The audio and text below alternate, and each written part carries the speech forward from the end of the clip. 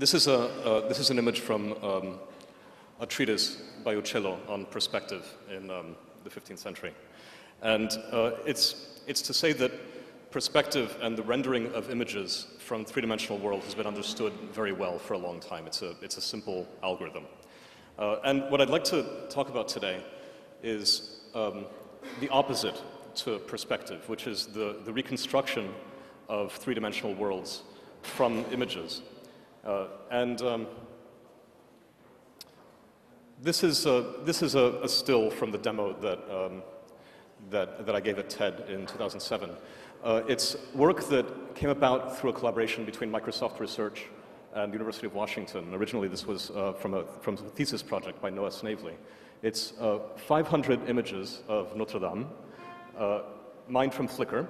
All right, so these come from many different people over the course of years, with many different cameras, many different conditions and times of day, and so on. And what we were able to do with that is to reconstruct the three-dimensional structure of the cathedral from the images, and also what those orange cones on the ground are the reconstructed positions of all of the cameras relative to those. So I'll give you a very quick sense of how that works. This is, by the way, a similar point cloud reconstruction. Those things in the sky are cameras. These are a series of photos that were taken of a museum in Scotland, and the points that you see are the three-dimensional reconstruction based only on those images. This is another example, a series of images taken of the Empire State Building and the point cloud reconstruction of a fairly large part of downtown Manhattan just from those images. So here's how to think about this. The history of going from two-dimensional images back to three dimensions, it has a long history. It's called computer vision, and this field began at around the same time as computer graphics in the 1970s. And the relationship of the two problems to each other is that of a forward problem to an inverse problem. So there are many examples we could draw from, things like, for example, printing characters, taking the ASCII representations of characters and generating images of letters is easy. Computers have been able to do that for a very long time. Going from the image back to the text is OCR, is optical character recognition, an inverse problem, much harder. The same with speech, right? Speech synthesizers, we've all heard those, since the 70s, the 80s. But speech recognition, where you go from the sound back to the text, much harder. And in just the same sense, rendering 2D from 3D, in other words, saying, here's the three-dimensional model, I'm going to propose a camera position now, and I'm going to flatten it, I'm going to render an image from a certain point of view. That's the graphics problem, the forward problem. The computer vision problem, where you back out the three-dimensional structure from the two-dimensional image, is very much harder. But it goes back all the way to the 70s as well. The way it works, very, very fast, is as such. So first, you take all of the images that you're starting from, and you generally need more than one. A single image is too ill-determined to uniquely specify three-dimensional world. The Escher illusions of infinite staircases and so on are sort of illustrations of that. So you take a series of images of something, and you extract features from them. I'll show you what those features look like in a moment. But essentially, they're points in space that you believe correspond between one image and another. And then you match, you find those correspondences, and what this forms is a network or a mesh between all of those images.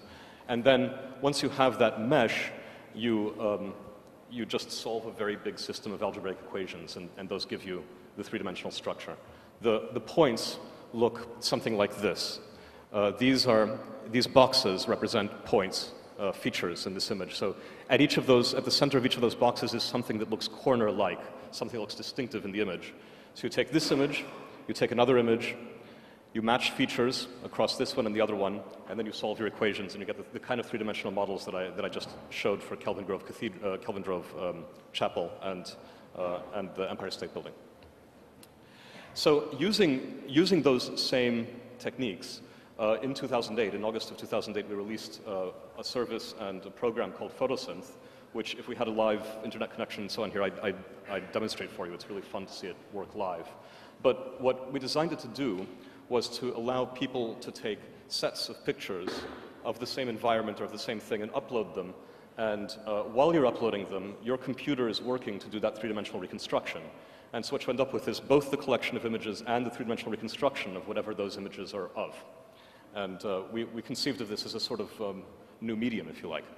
And it was very successful. When we released, within the first couple of weeks, we had tons of new synths, as we called them. Within 2 weeks, we had dozens of synths of the Trevi Fountain and of the Eiffel Tower and of Chichen Itza and of Tulum and of Angkor Wat and of the Leaning Tower of Pisa and so on, of the treasury at Petra, Bryce Canyon. And in the beginning, we had actually imagined, we thought about this as a way of avoiding some of the rights problems of mining all of the photos on the internet in order to reconstruct the world, because that's really what excited us and what excited a lot of people who saw this work originally. Maybe there's a latent three-dimensional model of the entire world already out there on all of those images on the internet.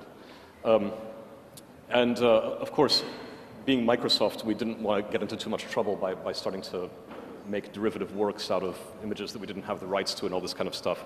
We did, when we released Photosynth, take a lot of care to try to promote the use of Creative Commons as the way those images are created and shared. You can select when you upload your photos whether to make them Creative Commons or to keep them copyrighted. But we very much encourage the Creative Commons use because that allows the sorts of remixing that we think is good. But in any case, this is an illustration of one of the problems with that original vision of trying to reconstruct the world from photographs that have already been taken. Tháp Prom is one of the outlying temples in the Angkor Wat complex in Cambodia. And this is a graph of all of the images of Tháp Prom on one of the major photo sharing sites. So each bubble represents a picture, and every edge, every link, represents a connection between two images, meaning two images that share features in common and that are rendering part of the same space. So in a way, when you lay out that graph, it actually shows you something a bit like a map of this environment. And the thing you can see right away is that this Tháp Prom is a rather small temple compared with the major complex, the main Angkor Wat complex. And there are two big hotspots, and the two hotspots are only linked very, very weakly. So there are just a couple of images out the front and a couple of images out the back that link those two hotspots. One of them is this picturesque fig tree growing in the front of the temple, and the other one is this other picturesque spot, which I think was made famous by Lara Croft, Tomb Raider. And everybody takes the same damn picture, with a different face. You can actually play a rather lovely movie where the face changes, the point of view changes slightly, and everybody takes exactly the same picture. Very few people on the internet have actually walked around the temple and photographed the entire thing systematically.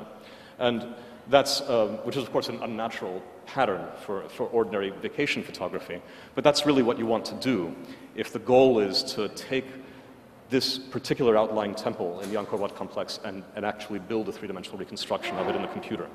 And that's why in the Notre Dame synths that we got in the first 2 weeks, most of these synths were actually better than anything that could be reconstructed from Flickr alone, because the people who made these were actually shooting them intentionally in order to reconstruct the cathedral, as opposed to just taking the popular shot again and again with different cameras at different times of day. This is one of the point clouds from one of those, a single one of those Notre Dame images.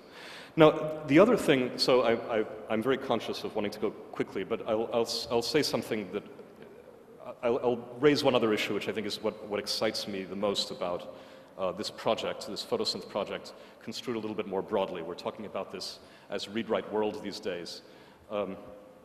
In addition to hosting these services and these capabilities that allow people to take their pictures and connect them initially to themselves and later to each other, we also have been engaged in very, very large-scale mapping projects that seek to photograph large parts of the Earth's surface from the air. This particular one, the Global Ortho Project, is one that, as far as I know, is the biggest aerial photography project ever undertaken. And the idea is to be able to shoot at very high resolution and uniformly throughout the whole US and all of Western Europe at a resolution that allows you to see. I mean, if you look at things like Google Earth nowadays, or Virtual Earth, or Bing Maps, or whatever, those give you high resolution in cities, but it's really quite non-uniform. This gives you that sort of coverage everywhere, And using the same kinds of techniques as photosynth uses to reconstruct 3D, you get the surface of the Earth rendered as a height field as well. So here, gray represents height. And so using those images, you get not only the visual representation, but also the topography in wonderful detail. And of course, using the topography, you can apply all sorts of algorithms we do understand, that we wrote ourselves, and we'll happily share with you, and extract building footprints, get out 3D buildings automatically, and so on. So the thing that we're really working toward with Read Write World is the synthesis or the fusion of this systematic coverage of the Earth from above using that Global Ortho project and other projects like it. Some of these are public data sets, some of them are data sets that we've collected or that we're collecting.